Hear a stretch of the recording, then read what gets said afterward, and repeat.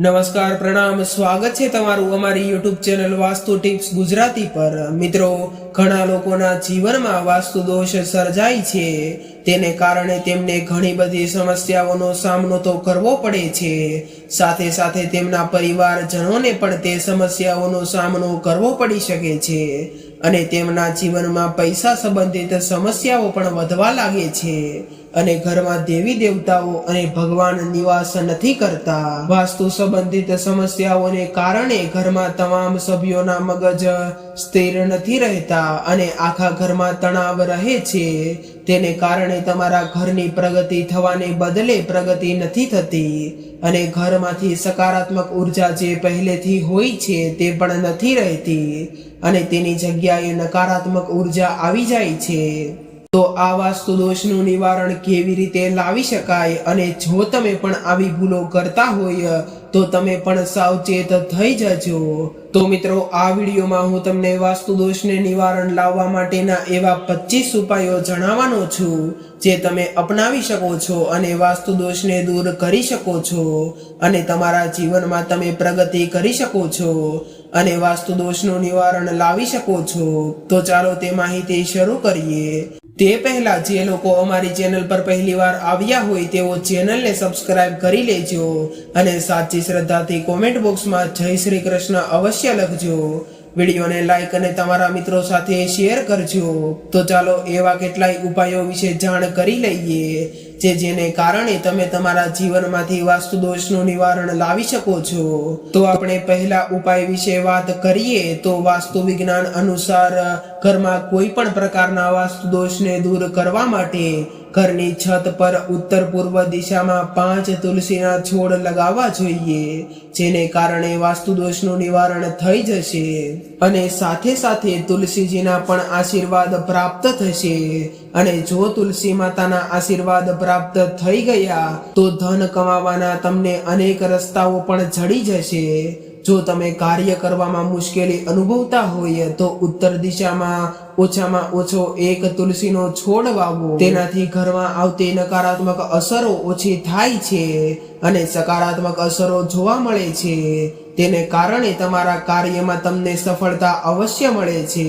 વાસ્તુ વિજ્ઞાનમાં કહેવાયું છે કે બહારથી ઘરમાં આવતા લોકો નેગેટિવ એનર્જી લઈને આવે છે।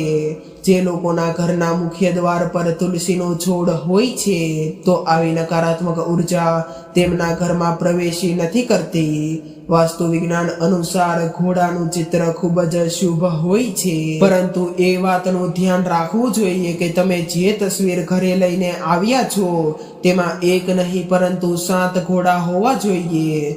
જો સૂર્ય ભગવાન 7 ઘોડાવાળા રથ પર સવાર હોય તો આ ચિત્ર વધુ શુભ છે। તો આ ચિત્ર ઘરમાં રાખવાથી હંમેશા શુભ ફળની પ્રાપ્તિ થશે અને સારા સારા સમાચારો મળ્યા કરે છે અને સૂર્યદેવના આશીર્વાદ પણ પ્રાપ્ત થાય છે।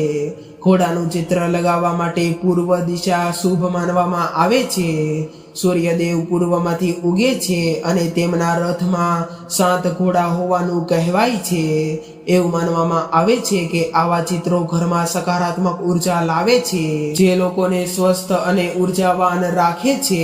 આવા ચિત્રોને પ્રગતિ અને સફળતાનું પ્રતીક પણ માનવામાં આવે છે અને જે ઘરોમાં આવા ચિત્રો હોય છે તે ઘરમાં કોઈ પણ વ્યક્તિને સફળ થતા કોઈ રોકી નથી શકતું। દરેક વ્યક્તિ ધ્યાન રાખે છે કે ગેસ્ટ રૂમ સુંદર હોય, તમે પણ તેની કાળજી લેતા હશો, પરંતુ તમે નથી ઈચ્છતા કે ગેસ્ટ રૂમ માત્ર સુંદર હોય અને તમારી નકારાત્મક ઉર્જાને કારણે નુકસાન થાય। જો તમે ગેસ્ટ રૂમને સુંદર રાખવાની સાથે સાથે વાસ્તુ સુસંગતતાનો લાભ મેળવવા માંગો છો તો આ રૂમમાં તમે એક એવી વિશેષ વસ્તુઓ રાખી શકો છો જેને કારણે તમારી પોઝિટિવિટી વધવા લાગશે। તો તે માટે ગેસ્ટ રૂમમાં ભગવાન શ્રી કૃષ્ણની બાળપણની પ્રવૃત્તિઓનું ચિત્ર અને તમારા ગુરુ અથવા તો કોઈ પણ મહાપુરુષ કે જેનાથી તમને પ્રેરણા મળે છે તો તેનું ચિત્ર મૂકવું જોઈએ। તો આવા ચિત્રો રાખવાથી તમને માત્ર સકારાત્મક ઉર્જા જ નથી મળતી, પરંતુ સાથે સાથે ભગવાન શ્રી કૃષ્ણના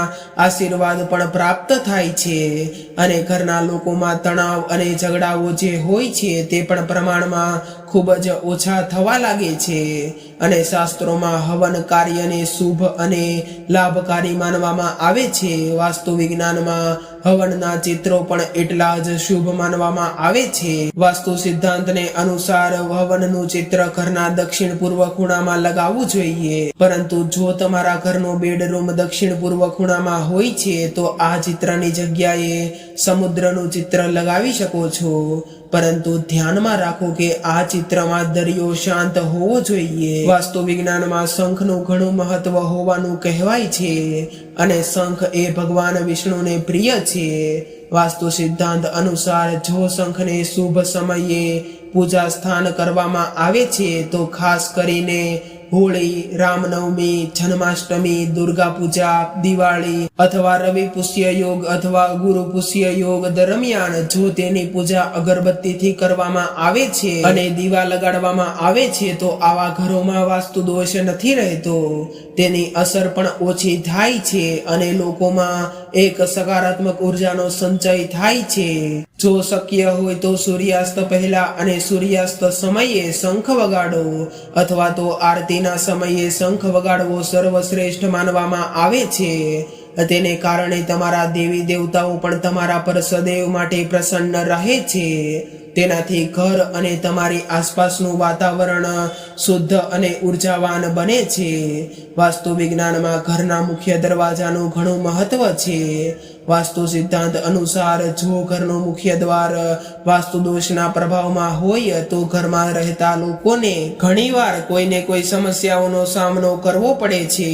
મુખ્ય દરવાજાના વાસ્તુ દોષની પણ વ્યક્તિની આર્થિક સ્થિતિ પર ખરાબ અસર પડે છે, જેને કારણે લોકોને આર્થિક તંગીનો ખરાબ સામનો કરવો પડી શકે છે અને માતા લક્ષ્મી પણ દરવાજેથી જ પાછા ફરી જાય છે. તેથી મુખ્ય દરવાજાને નકારાત્મક ઉર્જા અને વાસ્તુ દોષથી મુક્ત રાખવા જોઈએ. મુખ્ય દરવાજા પર સ્વસ્તિક અથવા ઓમ લગાવવું જોઈએ. આમ કરવાથી ઘરમાંથી નકારાત્મક ઉર્જા બહાર નીકળી જાય છે અને સકારાત્મક ઉર્જાનો સંચય થાય છે.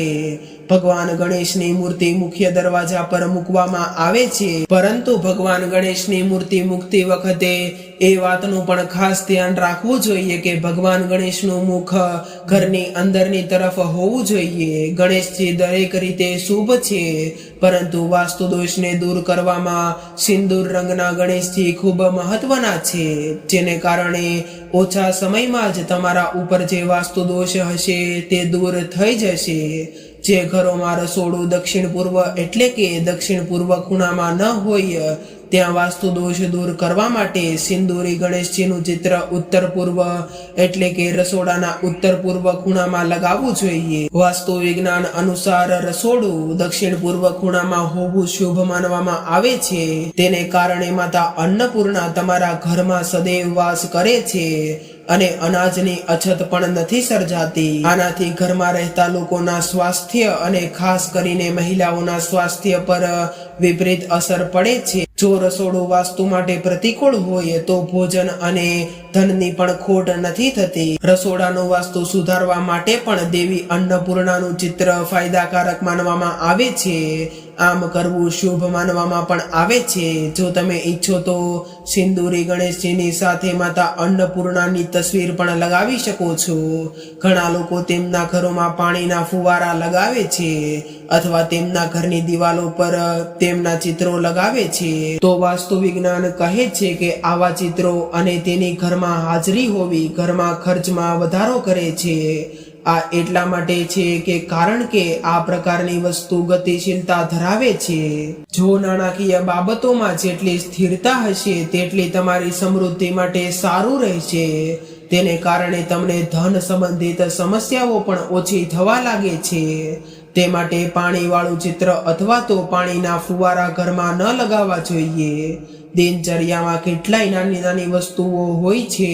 જો તમે તેના પર ધ્યાન આપો તો દેવી લક્ષ્મી તમારા પર કૃપા કરી શકે છે. આ એવી વાતો છે જેને ધ્યાનમાં રાખવામાં આવે તો પૈસા સંબંધિત દરેક પ્રકારની સમસ્યાઓ દૂર થઈ જાય છે. જો ઘરમાં પૈસા નથી બચ્યા અથવા તો કોઈ સભ્ય લાંબા સમયથી બીમાર છે અને પૈસા બીમારીમાં ખર્ચ થઈ રહ્યા છે તો સમજી લેવું કે કોઈને કોઈ દોષ તમને પરેશાન કરી રહ્યો છે, પરંતુ આ સમસ્યાઓમાંથી બચવા માટે તમારે કોઈ ખાસ ઉપાય કરવાની જરૂર નથી. તમારે ફક્ત તમારી દિનચર્યા સાથે જોડાયેલી નાની નાની બાબતોનું ધ્યાન રાખવું પડશે. જો તમે તેમાં થોડો ફેરફાર કરશો તો દેવી લક્ષ્મી ચોક્કસપણે તમારા પર કૃપા કરશે. આ વાતોનું ખાસ ધ્યાન રાખો. રાત્રે વાસણો સાફ કર્યા વગર ન સૂવો. ઘરને સાફ કરતી વખતે પાણીમાં સાંધી મીઠું અથવા તો રોક મીઠું નાખો. સૂતી વખતે ઓશીગું પૂર્વ કે દક્ષિણ તરફ રાખવાથી ધન અને ઉંમર વધે છે. ભોજન કરતી વખતે પૂર્વ તરફ મુખ રાખીને આયુષ્ય પ્રાપ્ત થાય છે અને ઉત્તર તરફ મુખ રાખીને ભોજન કરવાથી ધનની પ્રાપ્તિ થાય છે. ઘરના દક્ષિણ પૂર્વ ખૂણામાં સિક્કાવાળી ધાતુની વાટકી રાખો અને તેમાં પૈસા ગણતી વખતે રસ્તા પર પડેલા અથવા તો પડી ગયેલા સિક્કા મૂકો. આમ કરવાથી ઘરમાં અચાનક ધનનો પ્રભાવ આવવા લાગશે. ઘરની ખુલ્લી જગ્યાએ સાવરણી અને કચરો ન રાખો. ખાસ કરીને ડાઇનિંગ રૂમમાં સાવરણી ન રાખવી જોઈએ. આનાથી ધનહાનિ થાય છે. દરરોજ સૂર્યાસ્ત પછી તુલસીના છોડ પર દીવો પ્રગટાવવો જોઈએ. તેને કારણે તમામ દેવી દેવતાઓ તમારા પર પ્રસન્ન રહેશે. વાસ્તુ દોષ ગરીબીનું કારક છે. જો તમે ઘણા પ્રયત્નો કરવા છતાં પણ ભાગ્ય તમારા પક્ષમાં નથી મેળવી શકતા તો તમારા ઘરમાં ચોક્કસ વાસ્તુ દોષ હોઈ શકે છે. વાસ્તુશાસ્ત્ર આપણી આસપાસ હાજર નકારાત્મક અને સકારાત્મક ઉર્જાના સિદ્ધાંતો પર કામ કરે છે. જો આપણી આસપાસ ફેલાયેલી નકારાત્મક ઉર્જા વધુ સક્રિય થઈ જાય તો દરેક કાર્યમાં નિષ્ફળતાનો સામનો કરવો પડી શકે છે. આ સિવાય તમારે આર્થિક સમસ્યાઓનો સામનો કરવો પડી શકે છે.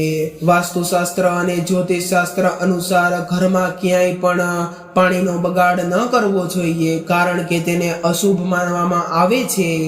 જો કોઈ વ્યક્તિના ઘરનો નળ ટપકતો હોય, દિવાલો પર ભીનાશ રહેતી હોય, ઘરમાં ઘણી જગ્યાએ તે હંમેશા ભીનું રહેતું હોય, ઘરની આજુબાજુ ગંદુ પાણી એકઠું થતું હોય, તો આ બધી બાબતો સૂચવે છે કે તમારા ઘરમાં આર્થિક સંકટ છે. જ્યોતિષશાસ્ત્ર અનુસાર પણ કુંડળીમાં ચંદ્રના ખરાબ પ્રભાવને કારણે આવી પરિસ્થિતિઓ ઉત્પન્ન થાય છે. જો ચંદ્ર ખરાબ હોય તો આર્થિક સંકટ આવવાની સંભાવના રહે છે. પાણી અને ચંદ્ર વચ્ચે સીધો સંબંધ છે. તેથી ઘરમાં પાણીનો બગાડ કરવાથી ચંદ્રની અશુભ અસર વધે છે. આ પ્રકારના સંજોગો તમારા પરિવાર માટે ચોક્કસપણે અશુભ છે. તેથી તેમને તમારે ટાળવાનો પ્રયાસ કરવો જોઈએ. વાસ્તુ દોષ દૂર કરવાના ઉપાયો. દરેક વ્યક્તિ પોતાના ઘરમાં સુખ, શાંતિ અને સમૃદ્ધિ ઈચ્છે છે.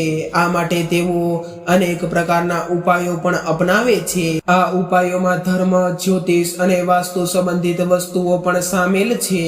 ઘરની સમૃદ્ધિ જાળવવા માટે સામાન્ય રીતે દરેક વ્યક્તિના દરવાજા પર શ્રી ગણેશાય નમઃ અથવા તો તેમનું પ્રતીક હોય છે. ગણેશજીની સાથે સ્વસ્તિક અને ઓમ બનાવવાથી ચોક્કસપણે સકારાત્મક પરિણામ મળે છે. ઘરના મુખ્ય પ્રવેશ દ્વાર અથવા દરવાજા પર ગણેશજીનું ચિત્ર અથવા પ્રતિમા મૂકવી એ શુભ માનવામાં આવે છે અને દરેક શુભ કાર્ય પ્રથમ પૂજનીય ગણેશના નામથી જ શરૂ થાય છે. તેથી મુખ્ય દ્વાર પર ગણેશજીની હાજરી પરિવાર માટે શુભ ફળ આપે છે. વાસ્તુ અનુસાર ગણેશજીને દરવાજાની વચ્ચે ઉપરની તરફ રાખવા જોઈએ. તેની સાથે જ દરરોજ દરવાજા પર ગણેશજીને સિંદૂર ચડાવો અને ગણેશજીની જમણી બાજુ સ્વસ્તિક અને ડાબી બાજુ ઓમનું પ્રતીક બનાવો. તો મિત્રો, આ સાથે આપણો આજનો વિડીયો અહીં પૂર્ણ થાય છે. જો અમારો વિડીયો પસંદ આવ્યો હોય તો ચેનલને સબસ્ક્રાઇબ કરી લેજો અને આવા વિડીયો જોવા માટે નોટિફિકેશન બેલને પણ પ્રેસ કરી લેજો. સાચી શ્રદ્ધાથી કોમેન્ટ બોક્સમાં જય શ્રી કૃષ્ણ લખી દેજો. વિડીયોને લાઈક અને તમારા મિત્રો સાથે શેર કરીને ફરી મળીશું એક નવા વિડીયો સાથે. ત્યાં સુધી સૌને મારા રાધે રાધે.